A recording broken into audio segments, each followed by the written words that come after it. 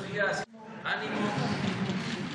Hoy vamos a exponer sobre todas las intervenciones urbanas que se han hecho en el país. Se conoce muy poco, pero es bastante lo realizado en ciudades fronterizas, en ciudades turísticas, en donde se da el contraste de que hay hoteles de gran lujo y al mismo tiempo colonias populares sin servicios, donde viven los trabajadores del sector turístico.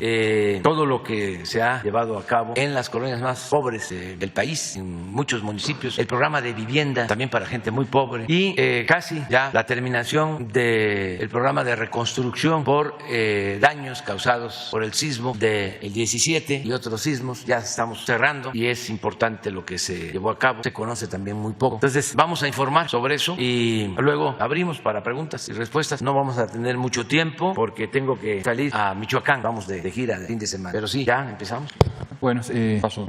Muy buenos días, compañeros, compañeras, señor presidente, con su permiso. Bueno, vamos a recapitular lo que son los avances del programa de mejoramiento urbano y lo que sería el programa nacional de reconstrucción. Algunos datos generales del programa: el incremento del bienestar en las comunidades, inversión pública de la obra y la generación de empleos. Entonces, recordemos que es servicios básicos, equipamiento, pero también la generación de empleo en esas localidades que se contratan la mano de obra. Algunos elementos que son las variantes del programa de mejoramiento urbano: infraestructura y espacios públicos, que yo lo voy a exponer; apoyos directos y mejoras en la ampliación de vivienda, que lo va a exponer la subsecretaria, la doctora Edna Vega; la entrega de escrituras de propiedad y un tema muy importante que es la planeación urbana de los municipios, que son los que dictaminan los usos de suelo y los permisos de construcción que tenemos hoy en día. Siguiente lámina. Aquí podemos ver un mapa general de lo que ha sido la evolución del programa de mejoramiento urbano desde el 2019, atendiendo la frontera norte, ciudades turísticas, como acaba de comentar el señor presidente. En el 2020 nos empezamos a concentrar en el color azul en la zona metropolitana del Valle de México, la zona sur-suroeste y Tabasco. En el 2021 tuvo el programa su mayor ampliación presupuestal. Atendimos todos los municipios del corredor del Tren Maya. El plan de justicia de Pueblos Yaquis se amplió. Todas las inmediaciones del Aeropuerto Internacional Felipe Ángeles, seguimos trabajando en el sur-suroeste. Y en el 2020 tenemos el corredor interoceánico, zona sur, que es Chiapas prácticamente, el plan de justicia de Pasta de Conchos, y seguimos con el trabajo del plan de justicia de Pueblos Yaquis. Datos generales del programa: hemos llegado al día de hoy a 931 equipamientos, escuelas, espacios públicos, mercados deportivos, 250,000 acciones de vivienda a través de la Comisión Nacional de Vivienda, casi 40,000 acciones de regularización y 82 planes municipales. Datos importantes del programa: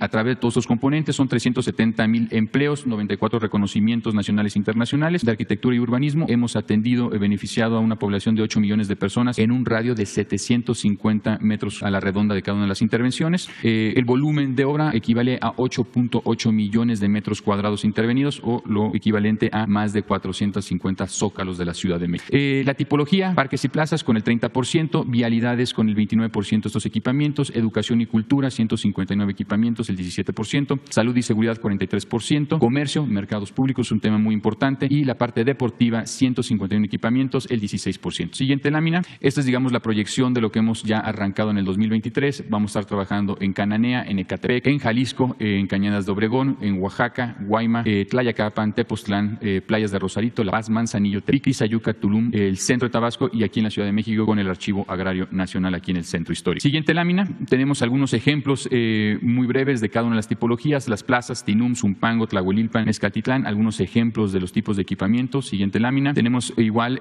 otros espacios: Escárcega, Ensenada, Nextlalpan. Algo muy importante es el uso de los materiales de la región, las tonalidades que se apeguen a los contextos históricos. En este caso trabajamos mucho con el propio INAH cuando presentamos los proyectos en centros históricos para la aprobación de la paleta vegetal, la iluminación, la tipología de materiales que estamos utilizando. Siguiente lámina. Tenemos algunas vialidades. En muchas de estas vialidades, en la gran mayoría, metemos agua, luz, drenaje, pavimentación, servicios básicos en las comunidades. Ensenada, calle Nueva Inglaterra es un caso. Entonces, recordar que muchas de estas intervenciones se llevan a cabo en las colonias de mayor marginación y carencia de servicios básicos a nivel nacional. Siguiente lámina. En educación y cultura, aquí un ejemplo de la antigua estación de ferrocarril de Tapachula, una estación que estaba abandonada, era un tiradero de basura, teníamos problemas de drogadicción. En ese punto, bueno, se hizo completamente la intervención. Tlaxcuapan, en Hidalgo, Jaltenco, es importante reconocer el tipo de material, el tipo de arquitectura. Evitamos en su conjunto poder utilizar aires acondicionados. Tenemos entrepiso en general, tomamos el tema de ventilación, orientación, el tema de los materiales con la finalidad de no utilizar aires acondicionados, ya sea Sonora, ya sea Ciudad de México. San Blas, Cuernavaca, la remodelación completa de la Casa de Cultura Lázaro Cárdenas, esta casa tan emblemática donde el general Cárdenas pasaba gran parte de los fines de semana y con parte de su propio gabinete, la alberca, la casa, hoy en día este es un centro cultural que atiende a la población de la comunidad de Palmira. Siguiente lámina, tenemos en el caso de educación y cultura algunos ejemplos: Calakmul, Nextlalpan, Puebla, el Centro Cultural La Carmela, una antigua hidroeléctrica de principios del siglo XIX que estaba obviamente en un estado de abandono, pero que sirvió mucho para poder dar y dotar agua a la ciudad de Puebla. Se rehabilitó por completo como un centro cultural. Y en el caso de Progreso, un elemento que acordó el señor presidente con el gobernador es la creación de un museo, el Museo del Meteorito, como un elemento para la atracción y fomento del turismo a nivel local. Siguiente lámina, tenemos en lo que corresponde a algunos ejemplos de salud y seguridad: Tonanitla,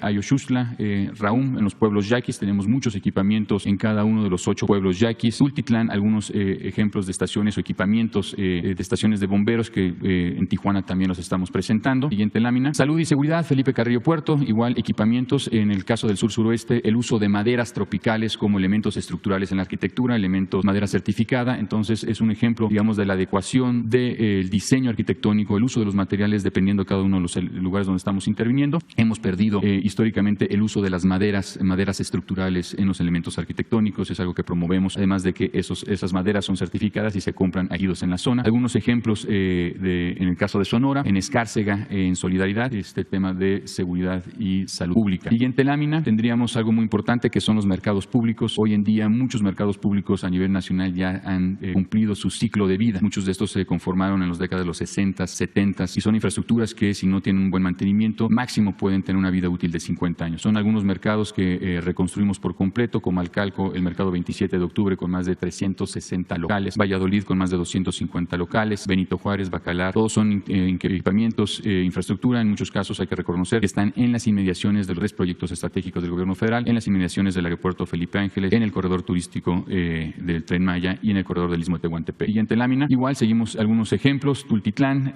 Teapa, Tlaxcala, Calakmul y Matamoros son, digamos, algunos ejemplos de mercados públicos que hemos desarrollado. Siguiente lámina, en temas de deporte, en el caso de San Blas es un centro cultural multifuncional que tiene áreas deportivas. Teapa, centro deportivo y social. Los Cabos, Benito Juárez, Tijuana, algunas de las tipologías y diseños en espacios deportivos a nivel nacional. En la siguiente lámina tendríamos igual en Agua Prieta, Hermosillo, el Estadio Héctor Espino, Izamal, Ecatepec, probablemente el parque urbano de mayor densidad que se tiene, porque Ecatepec pues, es el municipio de mayor densidad urbana que tenemos a nivel nacional y es una intervención considerablemente importante. Vamos a hacer la segunda etapa este año, entonces podría ser el parque público de mayor afluencia a nivel nacional debido a la densidad poblacional del municipio de Ecatepec. Ciudad Juárez, algunos ejemplos que hicimos en el 2019. Siguiente lámina. Algún tema aquí, estamos hablando del tema de las premiaciones en arquitectura y urbanismo, pero la arquitectura como mecanismo de inclusión social. Entonces, un elemento fundamental del programa es el uso de la arquitectura como un mecanismo para poder promover la inclusión de las propias comunidades donde llevamos estos equipamientos. Es un mensaje, digamos, muy contundente por parte del gobierno federal de que la política pública en materia de equipamientos pues tome en consideración la arquitectura, el valor agregado del diseño arquitectónico, algo que consideramos que se ha perdido en las últimas 3-4 décadas, pero que en México se tomaba seriamente a principios del siglo XX o a mediados del siglo XX. Algunos reconocimientos que hemos tenido en temas educativos, deporte, parques, plazas, comercio y salud. Siguiente lámina, un tema muy importante que es el tema de la planeación, que es el tema, digamos, de empezar a cosechar frutos a 10, 20, 30 años, que es poder garantizar que los instrumentos de planeación que son los que sustentan los usos de suelos municipales estén actualizados. Un dato muy importante y lamentable es que solamente el 20% de los municipios a nivel nacional tienen actualizados sus programas de desarrollo urbano y ordenamiento territorial o ordenamiento ecológico. Sin embargo, se siguen dotando de usos y permisos de construcción. Un elemento fundamental en el tema de planeación es dónde no debemos de urbanizar, cuáles son esos bosques, esos manglares, esas zonas de recarga de mantos acuíferos, y tomando como elemento central en la planeación donde no debemos de urbanizar, cómo urbanizar de la mejor forma posible. Hoy en día hemos implementado 4 programas regionales, que es el programa del sur-suroeste, donde está el paso del Tren Maya, el programa del Istmo de Tehuantepec y en las inmediaciones del aeropuerto Felipe Ángeles, 8 programas metropolitanos, 4 estatales y 68 municipales. Este año vamos a hacer 4 metropolitanos, 4 estatales y 121 municipales. Esto casi llegando a la meta de los 200 programas municipales. Esperemos que el próximo año con esta tendencia podremos haber concluido el sexenio organizando la planeación en más de 350 municipios a nivel nacional. Señor presidente.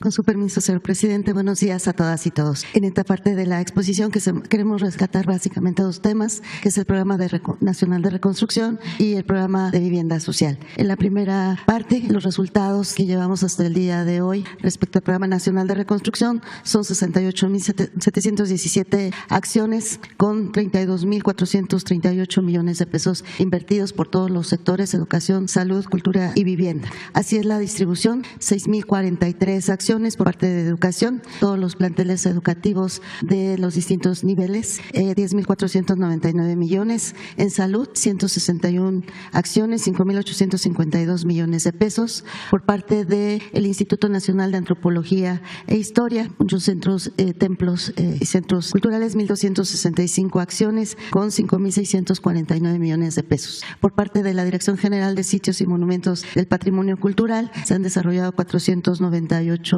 acciones, 913 millones de pesos, y en vivienda 60.750 acciones, 9.525 millones de pesos. Ustedes pueden ver, se ha desarrollado en 10 entidades, 887 municipios que fueron afectados por los sismos de 2017 y de 2018 en Oaxaca. Los avances generales los podemos ver del lado derecho: ya obras concluidas 93.3%, obras en proceso 6.5% y por iniciar 0.2%, que se refiere básicamente a un convenio de colaboración entre la Secretaría de Cultura y la Comisión Nacional de Vivienda para la recuperación de vivienda patrimonial. Adelante. Estos son solo algunos ejemplos de los distintos tipos de intervención: de educación, de vivienda, de salud y de patrimonio a través de sitios o a través del INAH. En la siguiente podemos ver particularmente el tema de vivienda, que se refieren a estas 60.750 acciones. De daño parcial fueron 17.113 intervenciones, de daño total la gran mayoría, 43.271,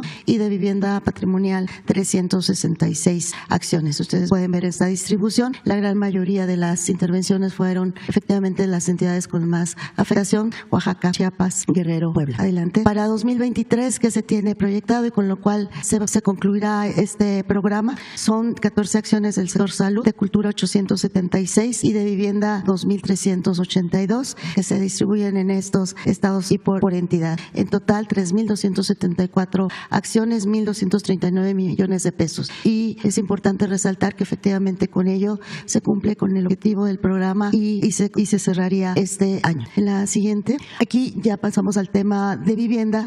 Además de las acciones desarrolladas a través del Programa Nacional de Reconstrucción, son 253.855 acciones que ha impulsado la Comisión Nacional de Vivienda de distinto tipo: 80.033 para para ampliación, 141.854 para mejoramientos y vivienda nueva, prácticamente 32.000 acciones. Está presente en las 32 entidades del país y se ha variado el presupuesto asignado yendo a la alza. Adelante. Estas acciones de vivienda están enfocadas en mucho a los proyectos prioritarios del Gobierno de México, y solo quisimos mostrar algunos ejemplos en lo que se ha realizado en Tren Maya para apoyar a las familias que están a lo largo y ancho del trayecto. 335 acciones de vivienda nueva, más 20 adquisiciones que se compraron ya en zonas como Campeche, donde ya se pudo reubicar a las familias. Otro ejemplo es el tren interoceánico, donde los apoyos fueron 10.880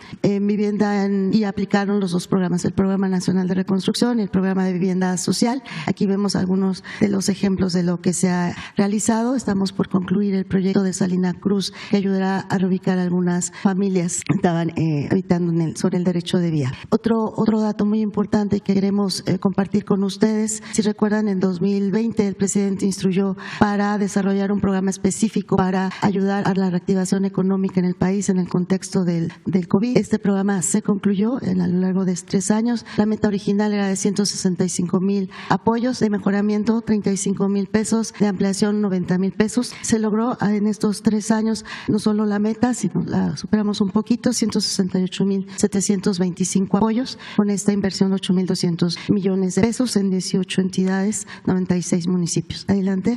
Lo que las personas, las familias han realizado con estos apoyos es bastante. Han alcanzado a mejorar su calidad de vida en función de aportar mano de obra de la propia familia, de la comunidad. Entonces consideramos que el objetivo del programa se cumplió y dio muy buenos resultados. Adelante. Entonces, como resumen de todos los programas, esquemas. Total, durante estos 4 años se ha alcanzado una meta de 314.605 acciones de vivienda de distinto tipo, desde mejoramiento hasta el tema muy particular de vivienda patrimonial. Adelante. Para 2023, ¿qué se tiene programado en materia de vivienda a través de la Comisión Nacional de Vivienda? Son estos 3 esquemas. Efectivamente, cerrar, concluir con el Programa Nacional de Reconstrucción en estas 6 entidades con 2.382 acciones, el Programa de Vivienda Social con 8.017 y se enfocará básicamente a fortalecer los proyectos prioritarios que tienen que ver efectivamente ahora con las líneas que unen el tren interoceánico con el Tren Maya y los planes de justicia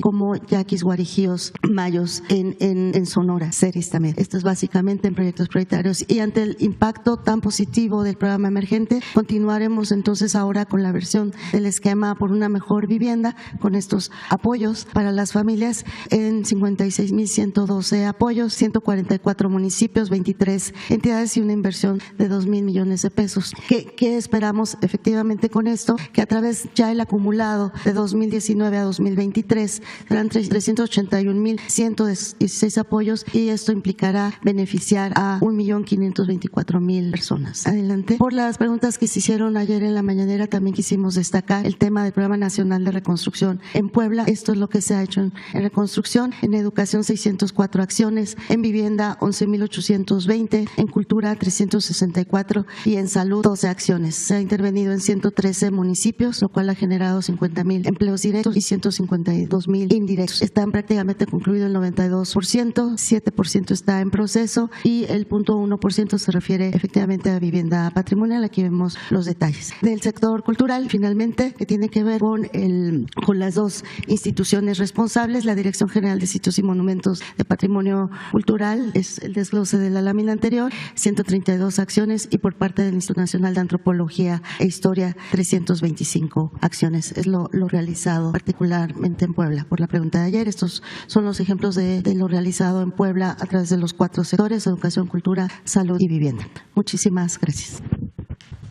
Buenos días a todas y a todos. Queremos enfatizar el esfuerzo que ha hecho el Gobierno de México a través del Programa Nacional de Reconstrucción para atender el mayor reto que ha tenido en la historia de nuestro país, las afectaciones que desastres naturales han registrado en el patrimonio cultural de México, que como todos sabemos es una potencia cultural por su diversidad, por su inmensa riqueza histórica y cultural, y enfatizar el esfuerzo que ha hecho el Gobierno de México junto con actores muy importantes aliados en este proceso, fundamentalmente con las comunidades, con los gobiernos municipales y los gobiernos estatales, así como con las asociaciones religiosas. Una buena parte del patrimonio que se dañó en los sismos del 17 fueron templos religiosos, corazón del tejido social de las comunidades y que en muchos casos tuvieron que ser cerrados mientras se restauraban. Hemos restaurado 1.579 templos y también hemos restaurado arquitectura civil en la que incorporamos palacios municipales, museos, casas de cultura, bibliotecas, fuentes, acueductos, kioscos, vivienda tradicional que conforma el paisaje histórico urbano de nuestras localidades tradicionales. En el caso del patrimonio religioso, hemos atendido bienes que están inscritos en la lista del Patrimonio Mundial de la UNESCO en los centros históricos de Puebla, de Oaxaca, de la Ciudad de México y por supuesto hemos colaborado muy intensamente con la Iglesia Católica, quienes se han sumado a este esfuerzo para poder establecer nuevos protocolos de conservación y mantenimiento para que cuando vengan nuevos sismos, el debido mantenimiento que tengan estos inmuebles permita que los daños no sean tan graves como fueron en el 2017. En el marco de este proceso, por supuesto, hemos atendido la Catedral Metropolitana, principal monumento religioso del país, por su significado histórico, religioso y social, y queremos informarles sobre lo que comúnmente sucede cuando intervenimos un monumento de esta antigüedad y de esta historia. Encontramos algunas sorpresas y queremos informarles sobre un hallazgo que tuvimos en la restauración de catedral. Tenemos un pequeño video para mostrarles. ¿Nos permiten, por favor? Durante la intervención arquitectónica y estructural de la Catedral Metropolitana que realiza la Secretaría de Cultura a través de la Dirección General de Sitios y Monumentos Monumentos del Patrimonio Cultural, surgió un hallazgo de relevancia histórica a las 10:32 horas del 30 de diciembre de 2022. Cuando se ejecutaban trabajos de aplanados al interior del tambor de la linternilla, en la cúpula central, se desprendió una baldosa de barro que cubría un nicho orientado al norte. Al interior del nicho, un restaurador encontró una caja rectangular de plomo. La tapa de la caja contenía una inscripción en latín con el siguiente texto: Jesus Nazarenus Rex, Joaeorum titulus triumphalis defendenos ab omnibus malis, sanite Deus ante fortis, sante immortalis, miserere nobis.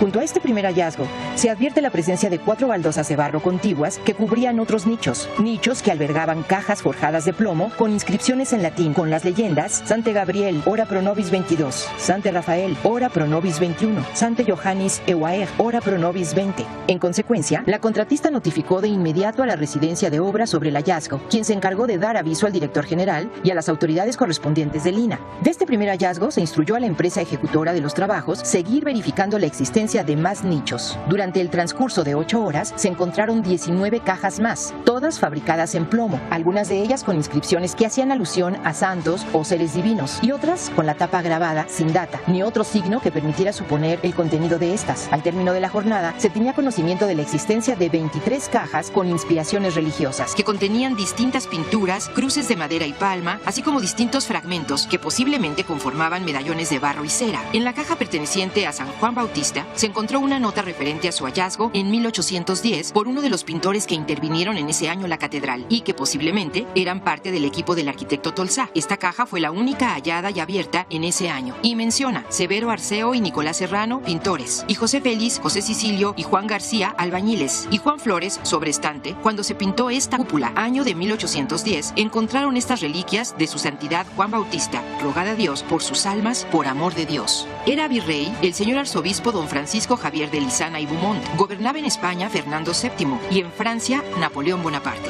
Derivado de los hallazgos, se implementaron acciones de protección que incluían el registro del emplazamiento, medidas y descripción breve de las cajas y el sellado nuevamente de los nichos, restringiendo totalmente el acceso a ellos, con la intención de resguardarlos hasta que los restauradores especialistas del INAH pudieran acudir al sitio del descubrimiento. Una vez que el INAH, a través de la Coordinación Nacional de Conservación del Patrimonio Cultural, realizó la exploración, registro y trabajos de conservación del contenido de estos bienes patrimoniales y de las cajas de protección, se prevé que éstas sean reintegradas a su posición original en el arranque del cimborrio de la linternilla de la cúpula central de la Catedral de México, acción que se prevé concluya a finales del mes de enero del presente año. Muy emocionante este hallazgo, nos habla de la época final de la construcción de la catedral, culminada por el arquitecto Tolsá, que en la hipótesis de los investigadores y de los teólogos de catedral, estas cajas contienen imágenes de los santos protectores que tienden un manto de protección al conjunto catedralicio de nuestra ciudad. La importancia histórica y el referente que nos dejan la nota de los pintores y albañiles que encontraron una de las cajas en una intervención posterior nos habla de la importancia de la referencia histórica de estos monumentos en la cultura de nuestro país.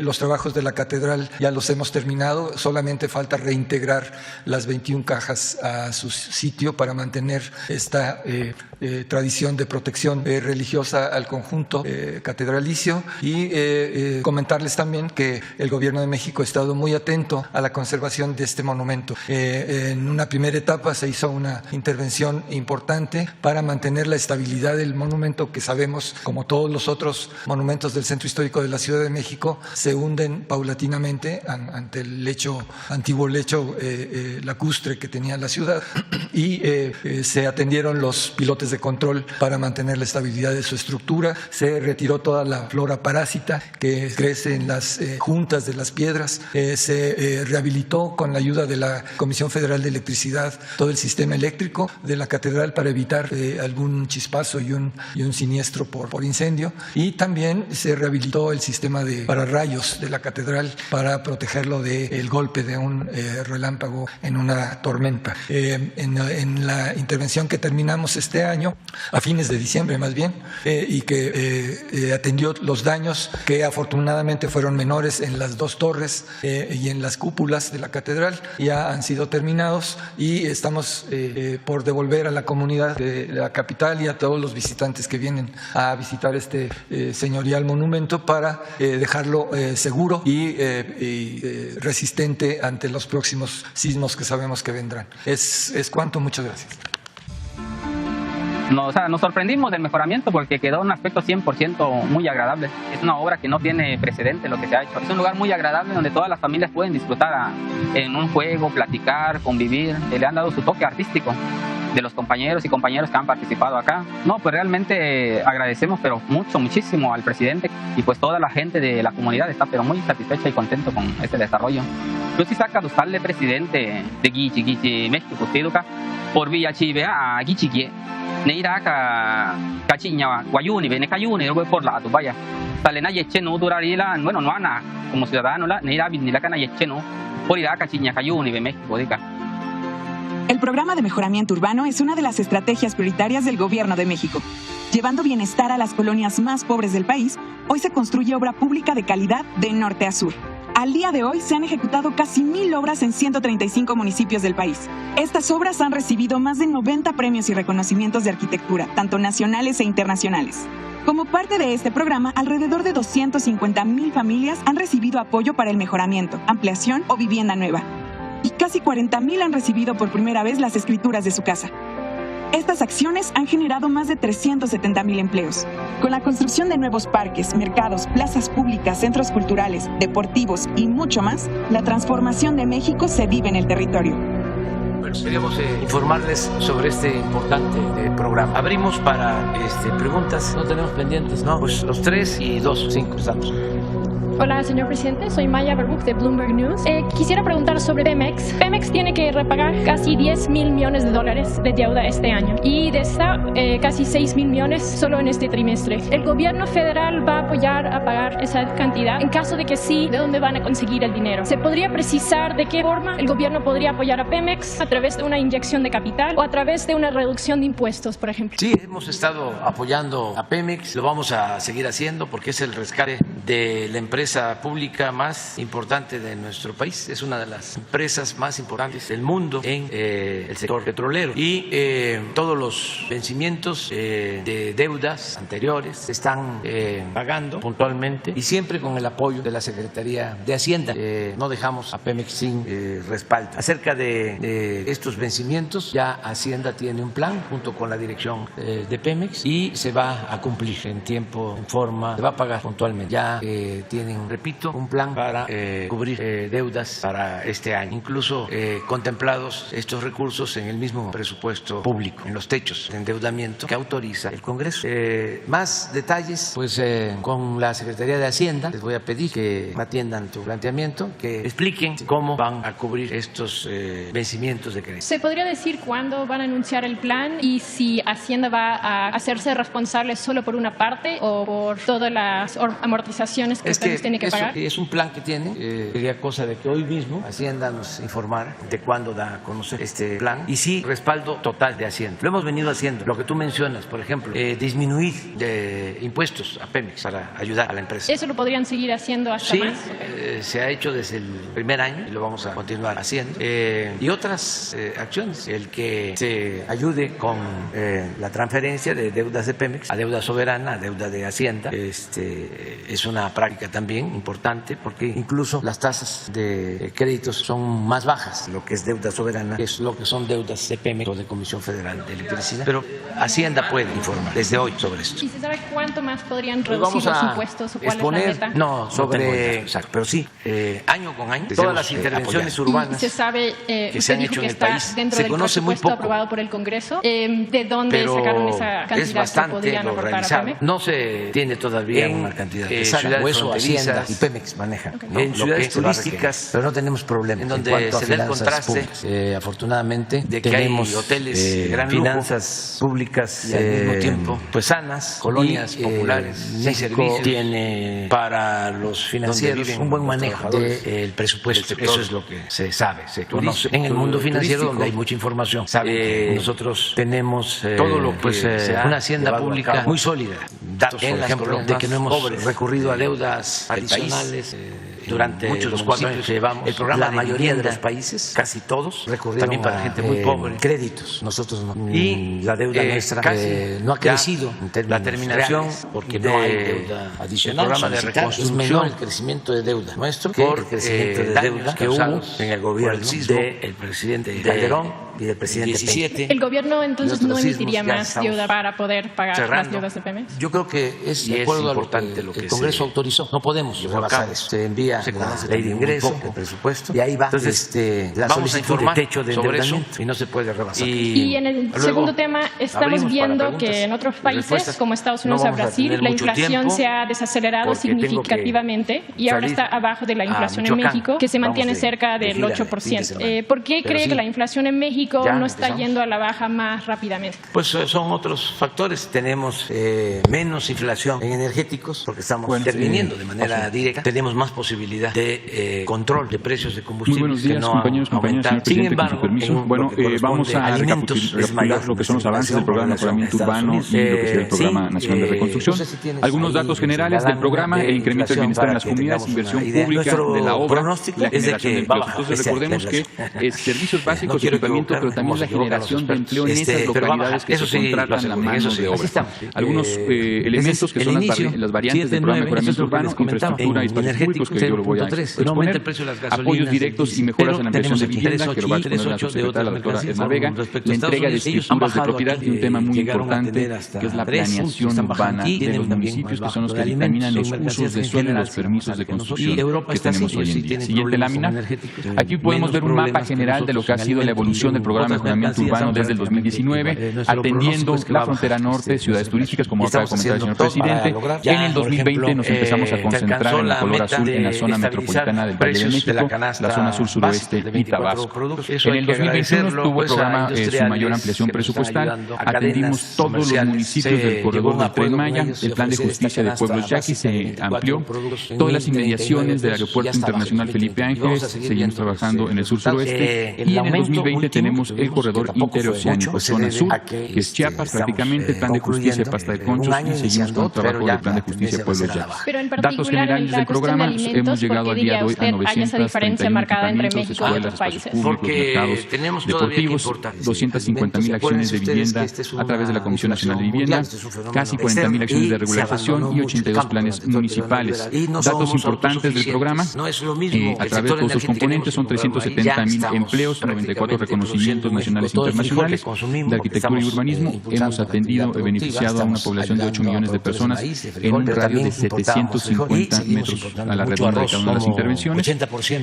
El volumen de obra equivale a 8.8 millones de metros cuadrados intervenidos, o lo equivalente a más de 450 zócalos de la ciudad de México. La tipología: parques y plazas con el 30%, vialidades con el 29% de estos equipamientos, educación y cultura 159 equipamientos, el 17%, salud y seguridad 43%, comercio, mercados públicos es un tema muy importante, y la parte deportiva 151 equipamientos, el 16%. Siguiente lámina.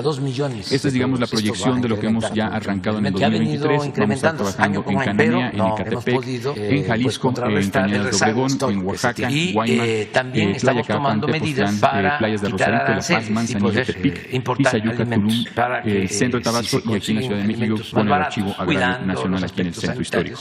Siguiente lámina. Tenemos algunos ejemplos muy breves de cada una de las tipologías: las plazas Tinún, Zumpango, Tlahuelilpan, Mezcatitlán. Y hay nuevas medidas que podrían introducir en estos meses si ven que no hay una desaceleración más marcada.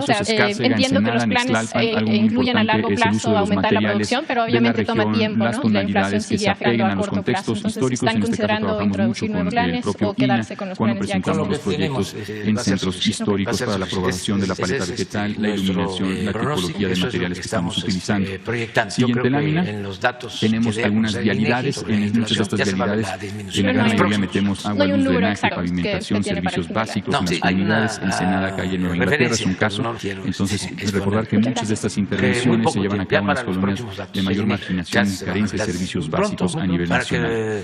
Siguiente lámina, en educación y cultura, aquí un ejemplo de la antigua estación ferrocarril de Tapachula, una estación que estaba abandonada, era un basurero, era un tiradero de basura, teníamos problemas de drogadicción.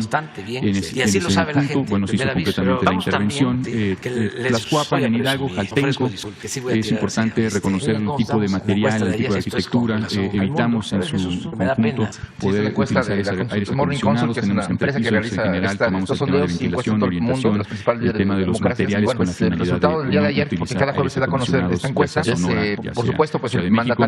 San Blas, Cuernavaca, la remodelación completa de la Casa de Cultura de Lázaro Cárdenas, esta casa tan emblemática donde el general Cárdenas pasaba gran parte de los fines de semana y con parte de su propio gabinete. presidente Andrés Manuel López Obrador de la semana pasada a la semana actual subió 2 puntos, del 68% a la población de la comunidad de Palmira. Siguiente lámina, con un 42% tenemos en el caso de educación y cultura algunos ejemplos: Calakmul, Tlalpan, Puebla, el Centro Cultural La Carmela, una antigua Anthony Albanese de Australia, primer ministro, tiene 58% a favor de aprobación ciudadana frente a un 30% de desaprobación. Giorgia Meloni, la primer ministra italiana, tiene un 53% favorable y 39% de desaprobación. Luis Ignacio Lula da Silva, que recientemente tomó posesión como presidente de Brasil, pues tiene un 51% de aprobación de los brasileños frente al 40% de los desaprueban. Hasta aquí son 6 mandatarios que tienen, digamos, una calificación aprobatoria por los ciudadanos, y el resto, digamos, de los mandatarios que siguen, por ejemplo, Alexander de Croo de Bélgica, pues tiene 36% de aprobación, Joe Biden de Estados Unidos 41% de aprobación, Leo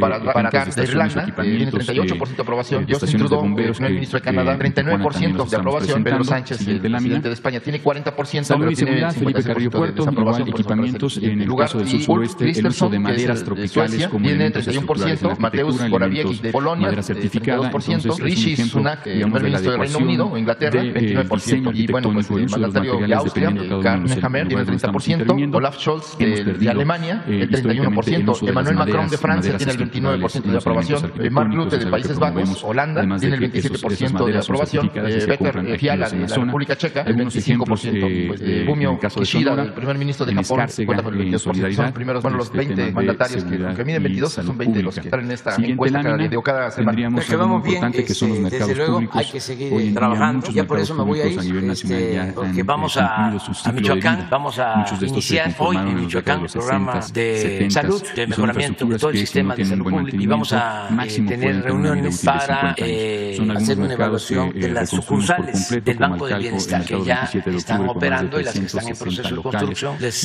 recuerdo que el Banco del Bienestar va a estar funcionando con todas sus sucursales, alrededor de 3,000 sucursales, es el banco con más sucursales en el país, y se van a dispersar cerca de 600,000 millones de pesos a través de estas sucursales. Todas las pensiones, las becas, los apoyos para campesinos, productores, las pensiones para discapacidad, los apoyos para los jóvenes que están trabajando como aprendices, el programa Jóvenes de Mercados Públicos, todo el apoyo a pescadores, todo se va a dispersar a través de estas sucursales con una tarjeta. Entonces, el caso de San Blas es un centro cultural multifuncional que tiene áreas deportivas, Teapa, Centro Deportivo y Social, Los Cabros, Benito Juárez, Tijuana, algunas de las tipologías y diseños de espacios deportivos a nivel nacional. Banco del Bienestar sea como un centro integrador para todos los igual en Agua Prieta, Hermosillo, el Estadio Torespino, terminar de consolidar probablemente el parque urbano de mayor densidad que se tiene, porque Catepec es el municipio de mayor densidad urbana que tenemos a nivel nacional, y es una intervención considerablemente importante. Vamos a hacer la segunda etapa este año, entonces podría ser el parque público de mayor afluencia a nivel nacional debido a la densidad poblacional del municipio. ¿Qué significa el humanismo mexicano? Acabar con la corrupción, que no haya lujos en el gobierno, y todo lo que se ahorre que sea en beneficio del pueblo, y en especial de los más pobres. Aquí estamos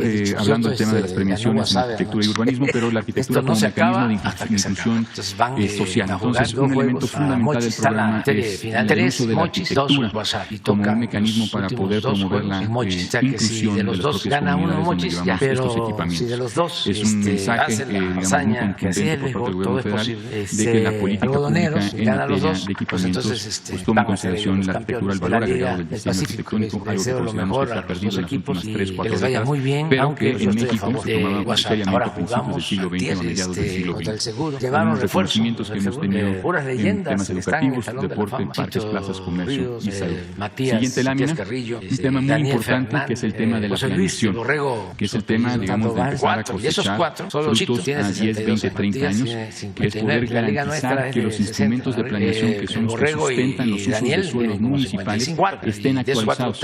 Un dato muy importante y lamentable es que solamente el 20% de los municipios a nivel nacional tienen actualizados sus programas de desarrollo urbano y ordenamiento territorial, esto no se acaba. Sin embargo, se siguen dotando de usos y permisos de construcción. Un elemento fundamental en el tema de planeación es donde no debemos urbanizar, cuáles son esos bosques, esos manglares, esas zonas de recarga de mantos acuíferos, y tomando como elemento central en la planeación donde no debemos urbanizar, cómo urbanizar de la mejor forma posible. Hoy en día hemos implementado 4 programas regionales, que es el programa del sur-suroeste, donde está el paso del Tren Maya, el programa del Istmo de Tehuantepec y en las inmediaciones del aeropuerto Felipe Ángeles, 8 programas metropolitanos, 4 estatales y 68 municipales. Este año vamos a hacer 4 metropolitanos, 4 estatales y 121 municipales. Esto casi llegando a la mitad de los 200 programas municipales. Esperemos que próximamente con esta tendencia podremos haber concluido el sexenio organizando la planeación en más de 350 municipios a nivel nacional. Sería con esto, presidente.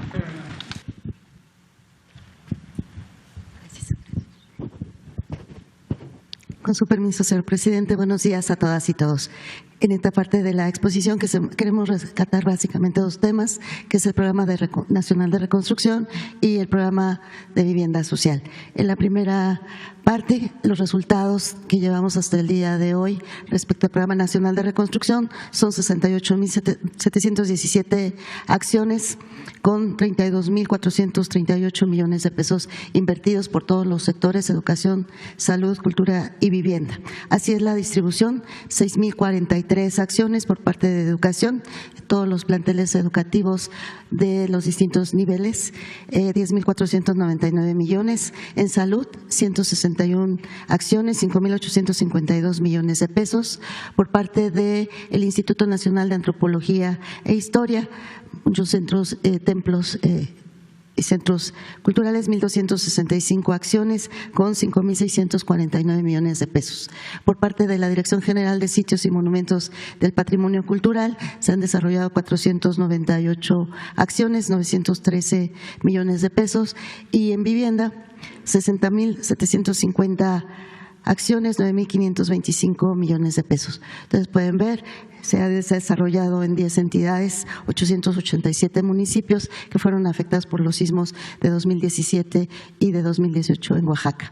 Los avances generales los podemos ver del lado derecho: ya obras concluidas 93.3%, obras en proceso 6.5%, y por iniciar 0.2%, que se refieren básicamente a un convenio de colaboración entre la Secretaría de Cultura y la Comisión Nacional de Vivienda para la recuperación de vivienda patrimonial. Adelante. Estos son solo algunos ejemplos de los distintos tipos de intervención: de educación, de vivienda, de salud y de patrimonio a través de sitios o a través del INAH. En la siguiente podemos ver particularmente el tema de vivienda, que se refieren a estas 60.750 acciones. De daño parcial fueron 17.113 intervenciones, de daño total la gran mayoría, 43.271, y de vivienda patrimonial 366 acciones. Ustedes pueden ver esta distribución. La gran mayoría de las intervenciones fueron efectivamente las entidades con más afectación: Oaxaca, Chiapas, Guerrero, Puebla. Adelante. Para 2023, que se tiene proyectado y con lo cual se concluirá este programa, son 14 acciones del sector salud, de cultura 876 y de vivienda 2.382, que se distribuyen en estos estados y por entidad. En total, 3.274 acciones, 1.239 millones de pesos. Y es importante resaltar que efectivamente con ello se cumple con el objetivo del programa y se cerraría este año. En la siguiente Aquí ya pasamos al tema de vivienda. Además de las acciones desarrolladas a través del Programa Nacional de Reconstrucción, son 253.855 acciones que ha impulsado la Comisión Nacional de Vivienda de distinto tipo. 80.033 para para ampliación, 141.854 para mejoramientos y vivienda nueva, prácticamente 32.000 acciones. Está presente en las 32 entidades del país. Y se ha variado el presupuesto asignado yendo a la alza. Adelante.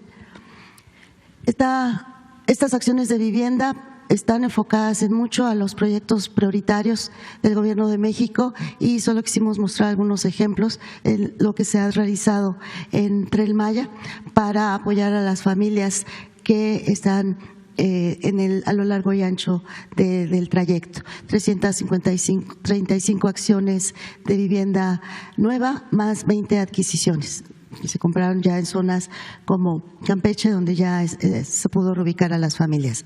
Otro ejemplo es el tren interoceánico, donde los apoyos fueron 10.880 en vivienda y aplicaron los dos programas, el Programa Nacional de Reconstrucción y el Programa de Vivienda Social. Aquí vemos algunos de los ejemplos de lo que se ha realizado. Estamos por concluir el proyecto de Salina Cruz, que ayudará a reubicar a algunas familias que estaban habitando sobre el derecho de vía. Otro dato muy importante que queremos compartir con ustedes, si recuerdan, en 2020 el presidente instruyó para desarrollar un programa específico para ayudar a la reactivación económica en el país en el contexto del COVID. Este programa se concluyó a lo largo de 3 años. La meta original era de 165,000 apoyos, de mejoramiento 35,000 pesos, de ampliación 90,000 pesos. Se logró en estos 3 años no solo la meta, sino la superamos un poquito, 168,725 apoyos, con esta inversión 8,200 millones de pesos en 18 entidades, 96 municipios. Adelante. Lo que las familias han realizado con estos apoyos es bastante, han alcanzado a mejorar su calidad de vida en función de aportar mano de obra de la propia familia, de la comunidad. Nos consideramos que el objetivo del programa se cumplió y dio muy buenos resultados. Adelante. Entonces, como resumen de todos los programas, total durante estos 4 años se ha alcanzado una meta de 314,605 acciones de vivienda de distinto tipo, desde mejoramiento hasta el tema muy particular de vivienda patrimonial. Adelante. Para 2023, ¿qué se tiene programado en materia de vivienda a través de la Comisión Nacional de Vivienda?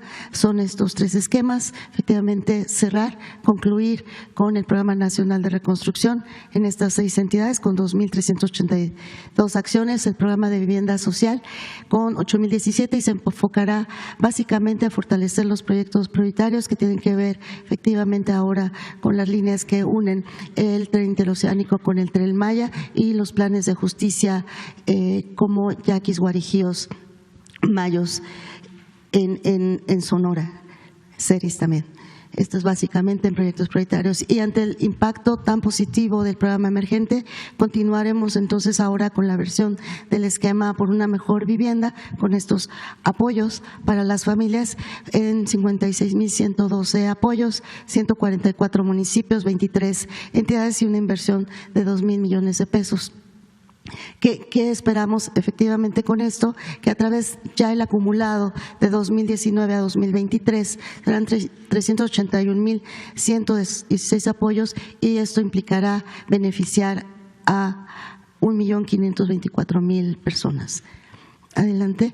Por las preguntas que se hicieron ayer en la mañanera, también quisimos destacar el tema del Programa Nacional de Reconstrucción en Puebla. Esto es lo que se ha hecho en reconstrucción, en educación 604 acciones, en vivienda 11,820, en cultura 364 y en salud 12 acciones. Se ha intervenido en 113 municipios, lo cual ha generado 50,000 empleos directos y 152,000 indirectos. Están prácticamente concluido el 92%, 7% está en proceso y el 0.1% se refiere efectivamente a vivienda patrimonial. Aquí vemos los detalles. Del sector cultural, finalmente, que tiene que ver con con las dos instituciones responsables. La Dirección General de Sitios y Monumentos de Patrimonio Cultural es el desglose de la lámina anterior, 132 acciones, y por parte del Instituto Nacional de Antropología e Historia, 325 acciones. Es lo realizado particularmente en Puebla. Por la pregunta de ayer, estos son los ejemplos de lo realizado en Puebla a través de los 4 sectores: educación, cultura, salud y vivienda. Muchísimas gracias.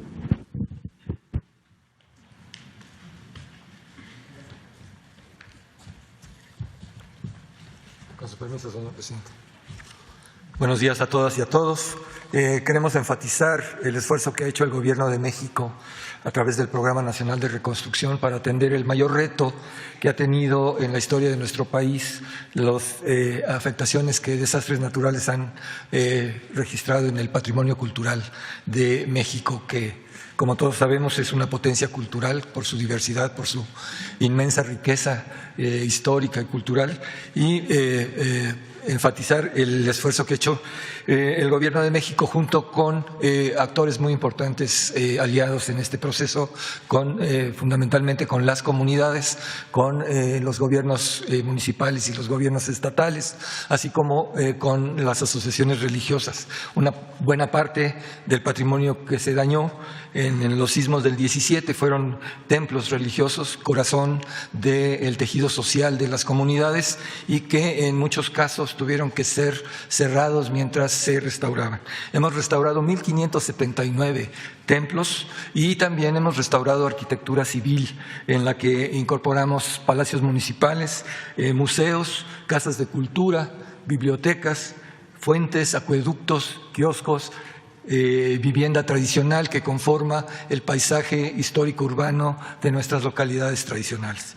En el caso del patrimonio religioso, hemos atendido bienes que están inscritos en la lista del Patrimonio Mundial de la UNESCO en los centros históricos de Puebla, de Oaxaca, de la Ciudad de México, y por supuesto hemos colaborado muy intensamente con la Iglesia Católica, quienes se han sumado a este esfuerzo para poder establecer nuevos protocolos de conservación y mantenimiento para que cuando vengan nuevos sismos, el debido mantenimiento que tengan estos inmuebles permita que los daños no sean tan graves como fueron en el 2017. En el marco de este proceso, por supuesto, hemos atendido la Catedral Metropolitana, principal monumento religioso del país, por su significado histórico, religioso y social, y queremos informarles sobre lo que comúnmente sucede cuando intervenimos un monumento de esta antigüedad y de esta historia. Encontramos algunas sorpresas y queremos informarles sobre un hallazgo que tuvimos en la restauración de catedral. Tenemos un pequeño video para mostrarles, si nos permiten, por favor.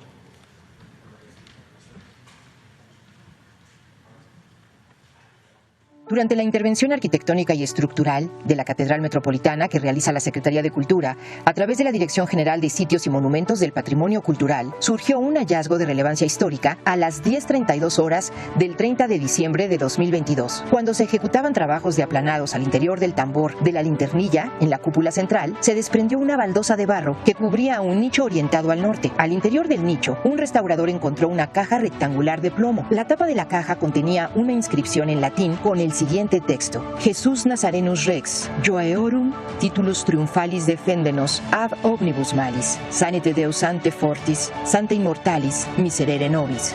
Junto a este primer hallazgo, se advierte la presencia de 4 baldosas de barro contiguas que cubrían otros nichos que albergaban cajas forjadas de plomo con inscripciones en latín con las leyendas: Sante Gabriel, ora pro nobis 22, Sante Rafael, ora pro nobis 21, Sante Johannis Ewaer, ora pro nobis 20. En consecuencia, la contratista notificó de inmediato a la Residencia de Obras sobre el hallazgo, quien se encargó de dar aviso al director general y a las autoridades correspondientes del INAH. De este primer hallazgo se instruyó a la empresa ejecutora de los trabajos seguir verificando la existencia existencia de más nichos. Durante el transcurso de 8 horas se encontraron 19 cajas más, todas fabricadas en plomo, algunas de ellas con inscripciones que hacían alusión a santos o seres divinos, y otras con la tapa grabada sin data, ni otro signo que permitiera suponer el contenido de estas. Al término de la jornada, se tenía conocimiento de la existencia de 23 cajas con inspiraciones religiosas, que contenían distintas pinturas, cruces de madera y palma, así como distintos fragmentos que posiblemente conformaban medallones de barro y cera. En la caja perteneciente a San Juan Bautista se encontró una nota referente a su hallazgo en 1810 por uno de los pintores que intervinieron en ese año la catedral y que posiblemente eran parte del equipo del arquitecto Tolsá. Esta caja fue la única hallada y abierta en ese año. Y menciona Severo Arceo y Nicolás Serrano, pintores, y José Félix, José Sicilio y Juan García, albañiles, y Juan Flores, sobrestante. Cuando se pintó esta cúpula, año de 1810, encontraron estas reliquias de su santidad Juan Bautista. Rogad a Dios por sus almas, por amor de Dios. Era virrey el señor arzobispo don Francisco Javier de Lizana y Beaumont. Gobernaba en España Fernando VII y en Francia Napoleón Bonaparte.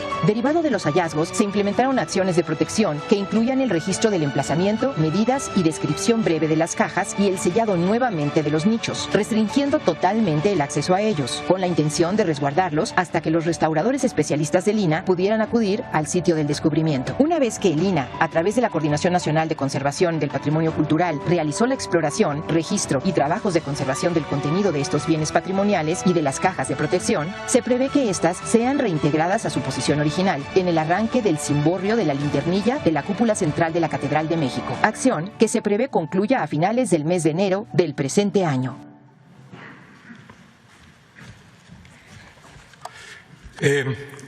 Muy emocionante este hallazgo, nos habla de la época final de la construcción de la catedral, culminada por el arquitecto Tolsá, que en la hipótesis de los investigadores y de los teólogos de catedral, estas cajas contienen imágenes de los santos protectores que tienden un manto de protección al conjunto catedralicio de nuestra ciudad. La importancia histórica y el referente que nos dejan la nota de los pintores y albañiles que encontraron una de las cajas en una intervención posterior nos habla de la importancia de la referencia histórica de estos monumentos en la cultura de nuestro país. Los trabajos de la catedral ya los hemos terminado, solamente falta reintegrar las 21 cajas a su sitio para mantener esta tradición de protección religiosa al conjunto catedralicio y comentarles también que el Gobierno de México ha estado muy atento a la conservación de este monumento. En una primera etapa se hizo una intervención importante para mantener la estabilidad del monumento, que sabemos, como todos los otros monumentos del Centro Histórico de la Ciudad de México, se hunden paulatinamente ante el antiguo lecho lacustre que tenía la ciudad y se atendieron los pilotes de control para mantener la estabilidad de su estructura. Se retiró toda la flora parásita que crece en las juntas de las piedras. Se rehabilitó con la ayuda de la Comisión Federal de Electricidad todo el sistema eléctrico de la catedral para evitar algún chispazo y un siniestro por incendio. Y también se rehabilitó el sistema de pararrayos de la catedral para protegerlo del golpe de un relámpago en una tormenta. En la intervención que terminamos este año, a fines de diciembre más bien, y que atendió los daños que afortunadamente fueron menores en las dos torres y en las cúpulas de la catedral, ya han sido terminados y estamos por devolver a la comunidad de la capital y a todos los visitantes que vienen a visitar este señorial monumento para dejarlo seguro y resistente ante los próximos sismos que sabemos que vendrán. Es cuanto, muchas gracias.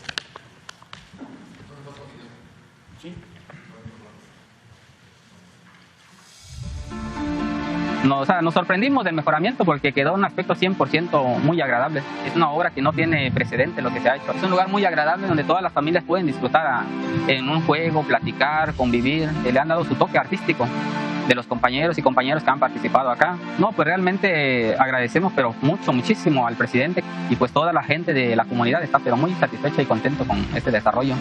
Yo sí saca dostarle presidente de Gichi México, por vía chive a Gichi, Neira Cachiña, Guayuni, Venecayuni, por lado, vaya. Salena Yecheno, Durarila, bueno, no ana, como ciudadano, Neira Vinilacana Yecheno, por ir a Cachiña, Cayuni, México, El programa de mejoramiento urbano es una de las estrategias prioritarias del Gobierno de México. Llevando bienestar a las colonias más pobres del país, hoy se construye obra pública de calidad de norte a sur. Al día de hoy se han ejecutado casi 1,000 obras en 135 municipios del país. Estas obras han recibido más de 90 premios y reconocimientos de arquitectura, tanto nacionales e internacionales. Como parte de este programa, alrededor de 250,000 familias han recibido apoyo para el mejoramiento, ampliación o vivienda nueva. Y casi 40,000 han recibido por primera vez las escrituras de su casa. Estas acciones han generado más de 370,000 empleos. Con la construcción de nuevos parques, mercados, plazas públicas, centros culturales, deportivos y mucho más, la transformación de México se vive en el territorio. Bueno, pues queríamos informarles sobre este importante programa. Abrimos para preguntas. ¿No tenemos pendientes? No, pues los 3 y 2, 5. Empezamos.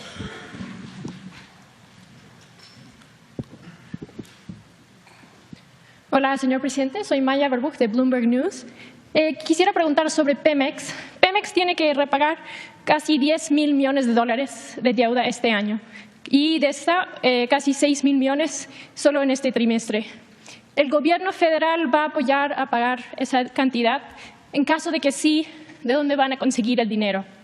¿Se podría precisar de qué forma el gobierno podría apoyar a Pemex? ¿A través de una inyección de capital o a través de una reducción de impuestos, por ejemplo? Sí, hemos estado apoyando a Pemex. Lo vamos a seguir haciendo porque es el rescate de la empresa pública más importante de nuestro país. Es una de las empresas más importantes del mundo en el sector petrolero y todos los vencimientos de deudas anteriores se están pagando puntualmente y siempre con el apoyo de la Secretaría de Hacienda. No dejamos a Pemex sin respaldo. Acerca de estos vencimientos, ya Hacienda tiene un plan junto con la dirección de Pemex y se va a cumplir en tiempo, en forma, se va a pagar puntualmente. Ya tienen, repito, un plan para cubrir deudas para este año, incluso contemplados estos recursos en el mismo presupuesto público, en los techos de endeudamiento que autoriza el Congreso. Más detalles, pues con la Secretaría de Hacienda les voy a pedir que atiendan tu planteamiento, que expliquen cómo van a cubrir estos vencimientos de créditos. ¿Se podría decir cuándo van a anunciar el plan y si Hacienda va a hacerse responsable solo por una parte o por todas las amortizaciones que ustedes tienen que pagar? Sí, es un plan que tienen. Sería cosa de que hoy mismo Hacienda nos informara de cuándo da a conocer este plan y sí, respaldo total de Hacienda. Lo hemos venido haciendo. Lo que tú mencionas, por ejemplo, disminuir impuestos a Pemex para ayudar a la empresa. ¿Eso lo podrían seguir haciendo hasta más? Sí, se ha hecho desde el primer año y lo vamos a continuar haciendo. Y otras acciones, el que se ayude con la transferencia de deudas de Pemex a deuda soberana, a deuda de Hacienda, es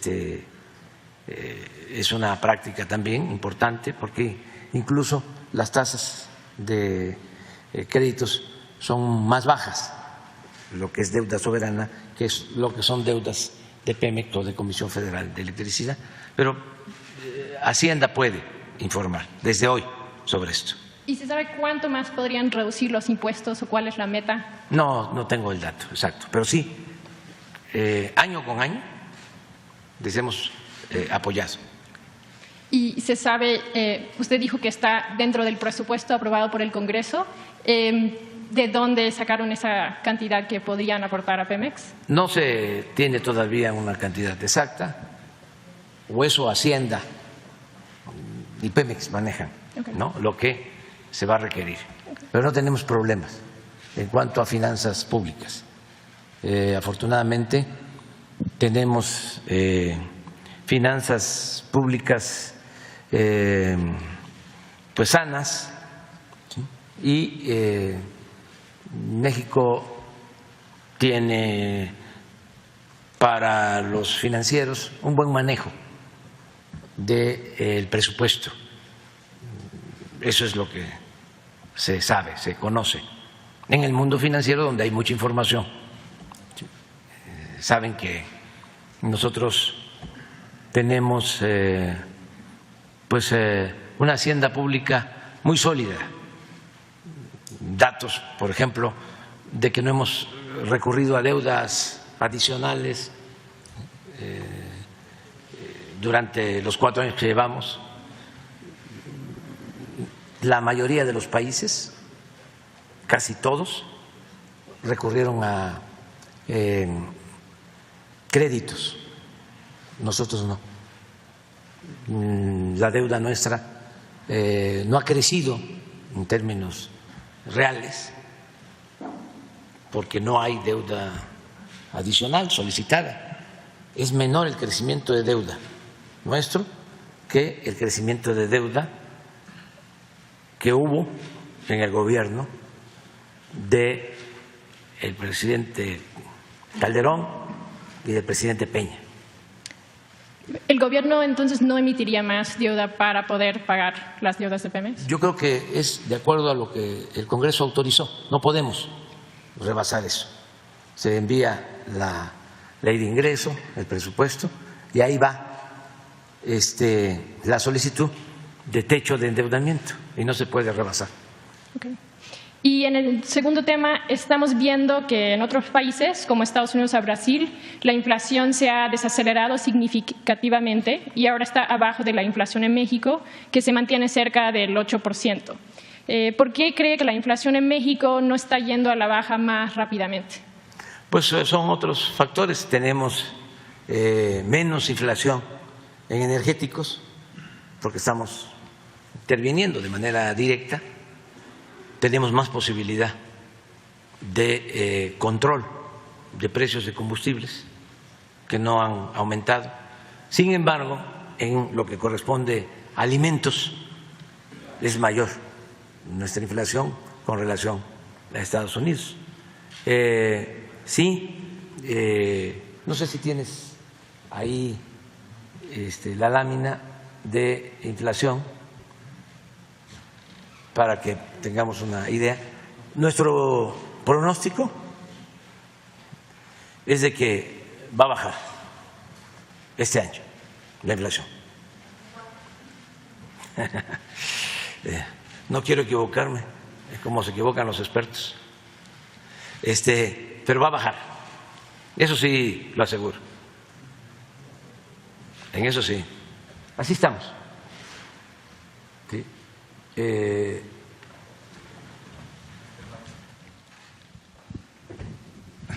Ese es el inicio, 7.9, esto es lo que les comentaba, en energéticos 0.3, que no aumenta el precio de las gasolinas, del diésel,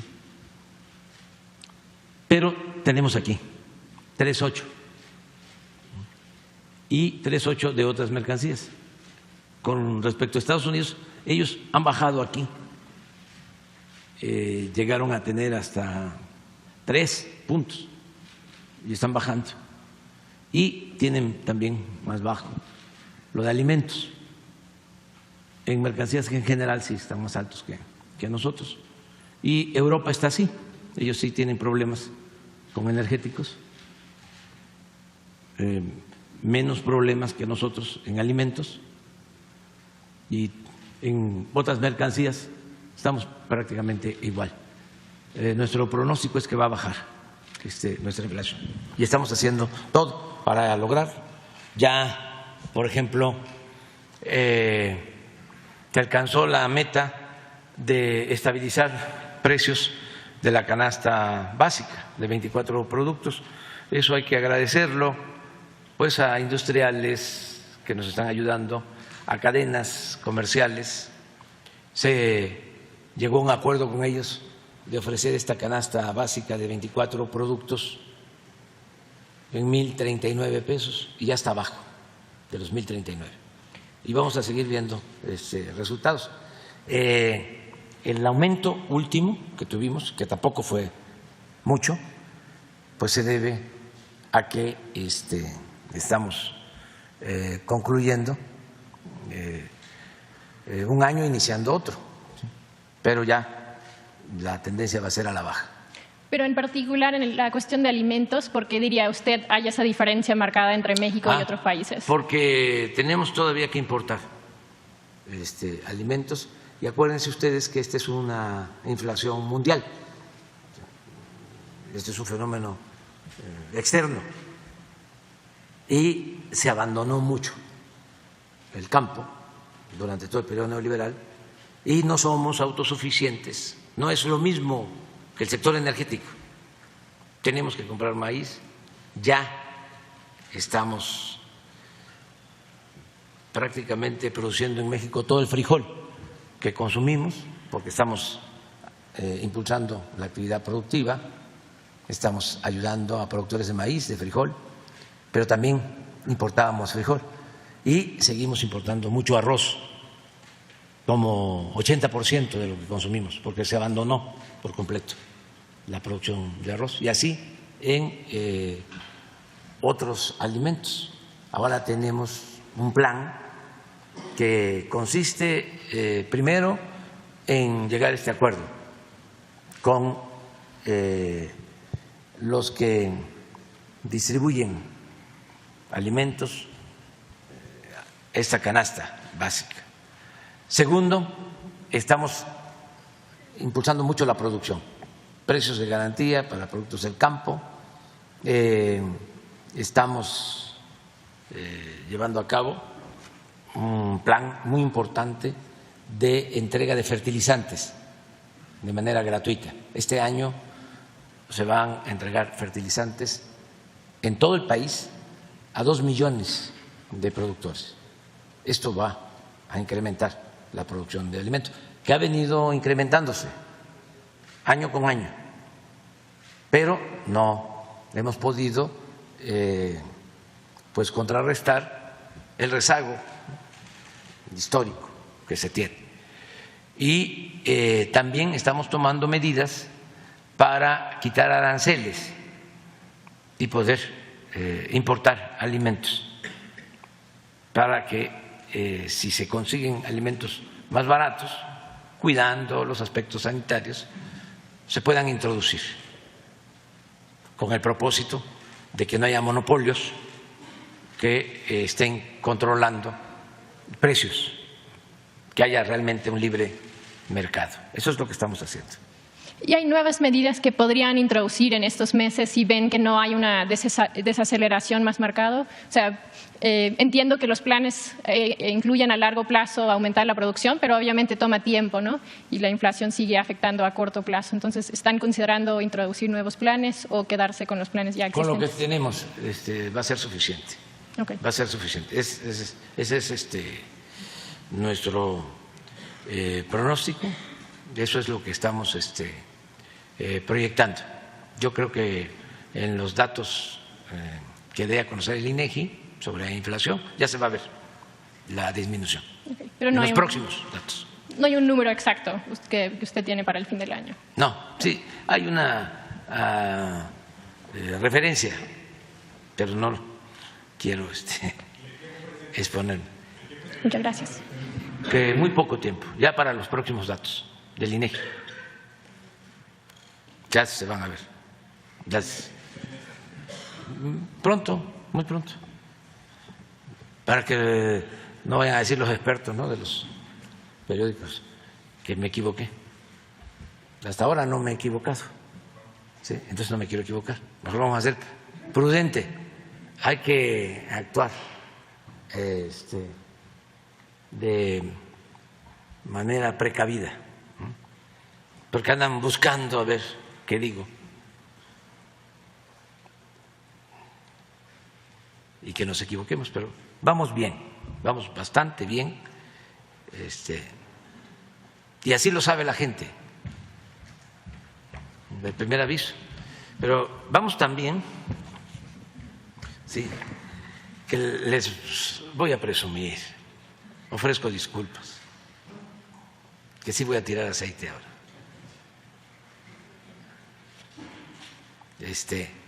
Miren cómo estamos en la encuesta de ayer.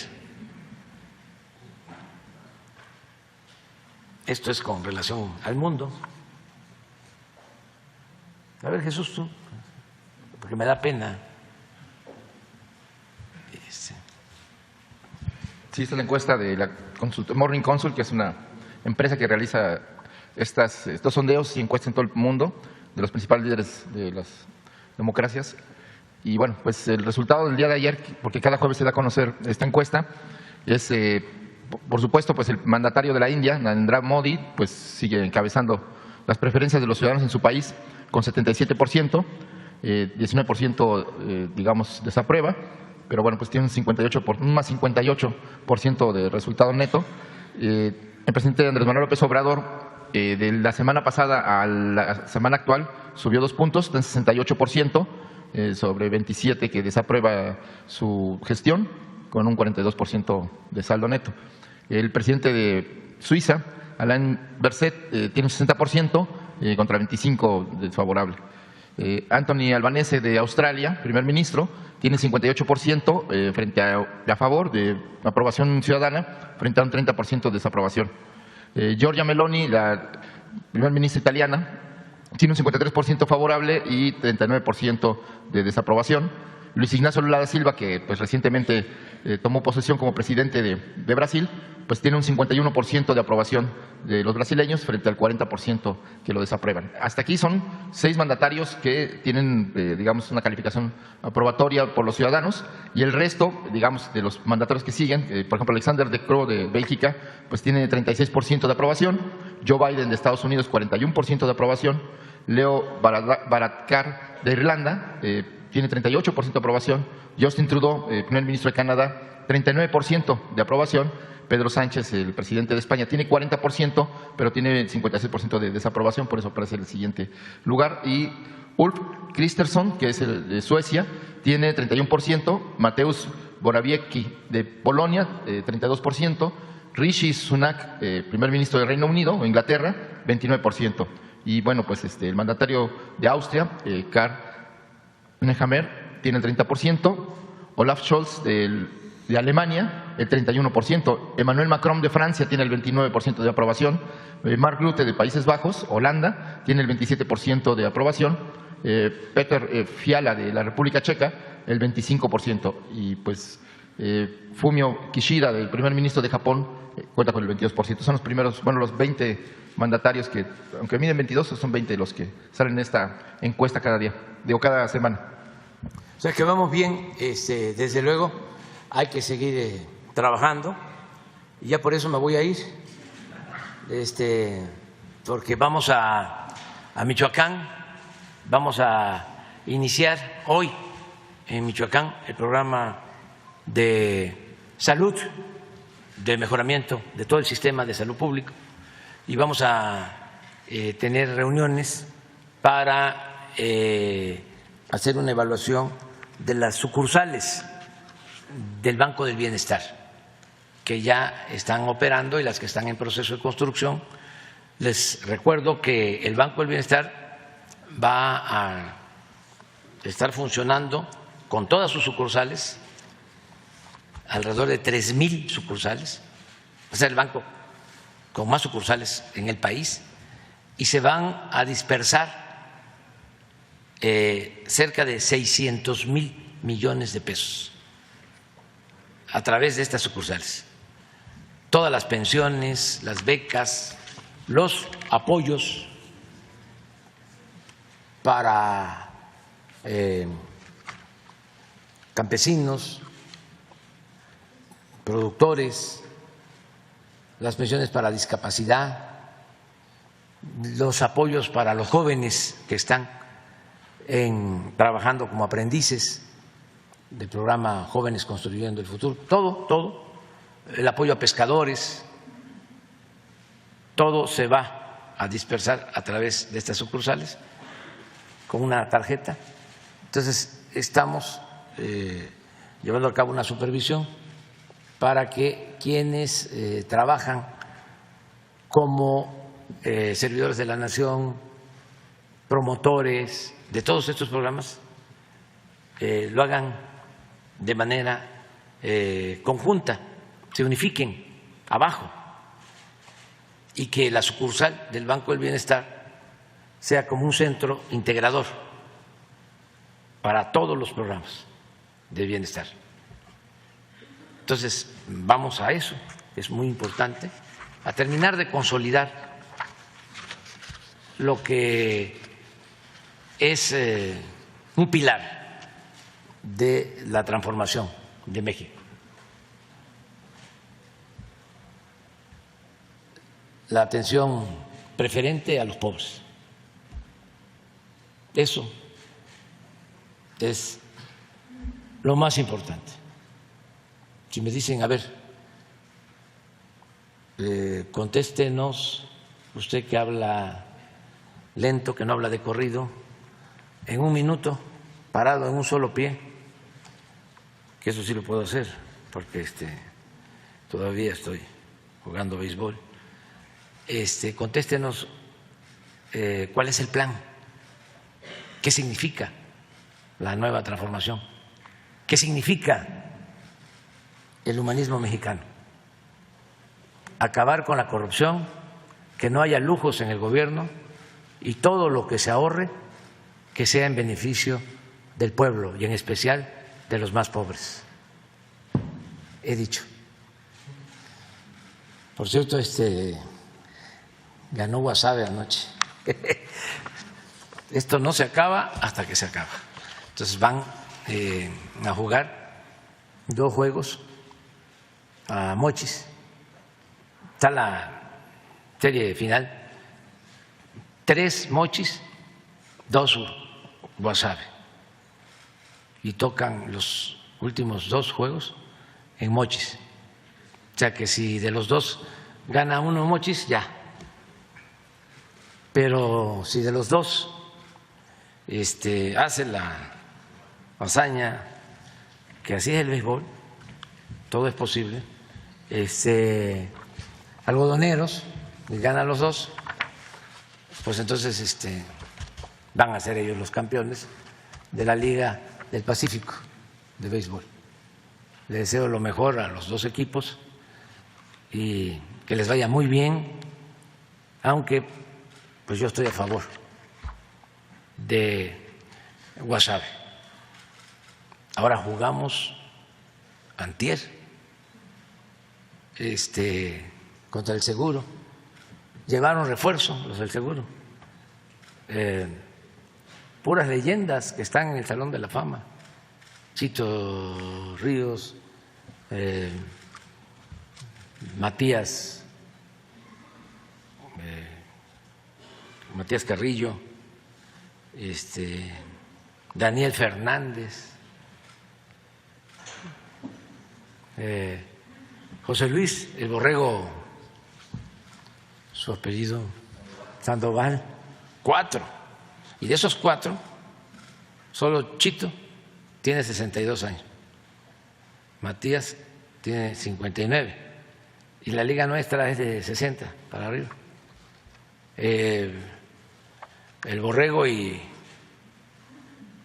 Daniel tienen como 55, 4. O sea, y de esos 4, 3 cachirules. Y nos iban ganando en la quinta, 13-6. Y ya estaban celebrando. Y como yo juego primera, y ahí estaba el dogado de ellos, le dije, ¿saben de béisbol, verdad? Sí. Bueno, ¿qué decía Yogi Berra? Esto no se acaba hasta que se acaba. Y en la sexta y séptima les empatamos. y todavía estoy macaneando. Batí 2 líneas, no fue muy bien. Y pues es algo extraordinario porque también hace falta el deporte y esas leyendas del béisbol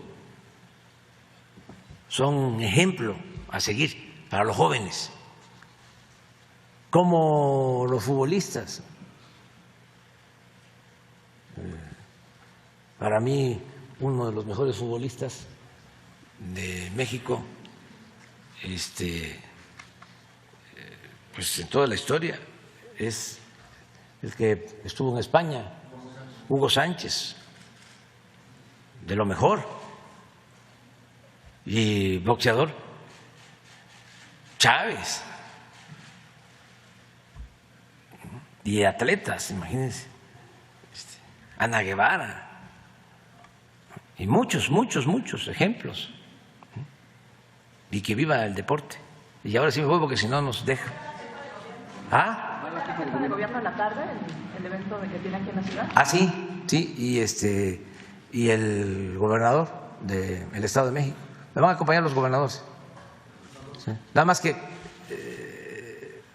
no quisimos que sea con medios, porque si no se hace un meeting, no vaya a ser que nos cepillen, nos arreglen los del INE. Bueno, nos vemos. Lo que pasó ayer en la noche, con este hallazgo de propaganda en contra de la jefa del gobierno, ¿se nos puede dar?